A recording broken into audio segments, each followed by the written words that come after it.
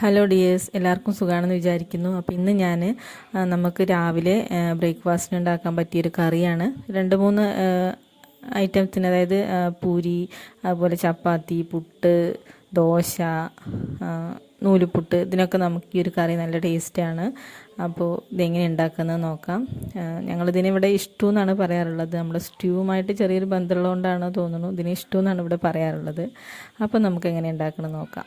കുക്കറിലേക്ക് നമ്മളൊരു ഉള്ളി, വലിയ ഉള്ളിയാണ്, ചെറിയ പീസാക്കി അരിഞ്ഞ് നമ്മൾ ചേർത്ത് കൊടുക്കുന്നുണ്ട്. പിന്നെ ഒരു മീഡിയം സൈസ് ആയിട്ടുള്ള ഉരുളക്കിഴങ്ങാണ് 2 നമ്മളിതിലേക്ക് ചെറിയ പീസാക്കി ഇട്ട് കൊടുക്കുക. പിന്നെ ഒരു ക്യാരറ്റ്, ഒരു വലിയൊരു ക്യാരറ്റ് ഇതുപോലെ ചെറുതാക്കി അരിഞ്ഞിട്ടുണ്ട്, അത് നമ്മളിതിലേക്ക് ചേർത്ത് കൊടുത്തിട്ടുണ്ട്. പിന്നെ 2 പച്ചമുളക് നമ്മുടെ എരിവിനനുസരിച്ച് ചേർക്കാം. 3-4 ഒക്കെ ചേർത്ത് കൊടുക്കാം, എരിവിനനുസരിച്ച് ചെയ്യാം. പിന്നെ ഒരു 4-5 വെളുത്തുള്ളി നമ്മൾ ഇട്ട് കൊടുക്കുക. അതുപോലെ തന്നെ ഇഞ്ചി ചെറിയ കഷ്ണാക്കിയിട്ട് അതും നമ്മളിതിലേക്ക് ചേർത്ത് കൊടുക്കുകയാണ്. പിന്നെ നമ്മൾ ഇതിലേക്ക് മഞ്ഞൾപ്പൊടി ഇടുന്നുണ്ട്. അപ്പോൾ ഒരു 1.5 സ്പൂണോളം നമ്മുടെ ഇതിനനുസരിച്ച്, നമ്മുടെ പീസിൻ്റെ ക്വാണ്ടിറ്റിക്ക് അനുസരിച്ച് നമ്മളിതിലേക്ക് ചേർത്ത് കൊടുക്കുക. പിന്നെ ആവശ്യത്തിനുള്ള ഉപ്പ് നമ്മൾ ഇട്ട് കൊടുത്തിട്ടുണ്ട്, ഒരു 1/2 സ്പൂൺ ഇട്ട് കൊടുത്തിട്ടുണ്ട്.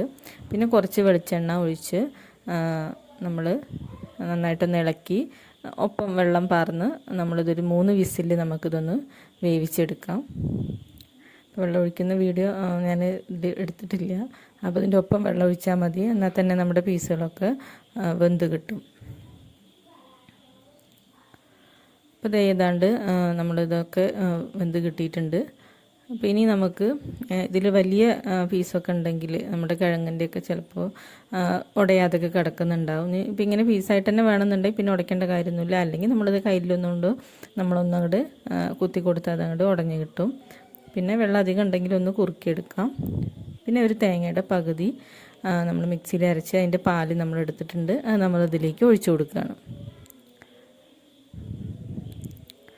അപ്പോൾ ഇത് നല്ല ടേസ്റ്റിയാണ്, അതുപോലെ തന്നെ കുട്ടികൾക്കൊക്കെ നല്ല ഇഷ്ടമാവും ഈ ഒരു കറി.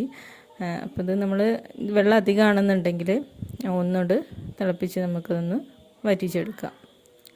അപ്പോൾ ഏതാണ്ട് ഞാൻ ഈ ഒരു ഇതിലാക്കി നമ്മളിത് ഓഫാക്കിയിട്ടുണ്ട്.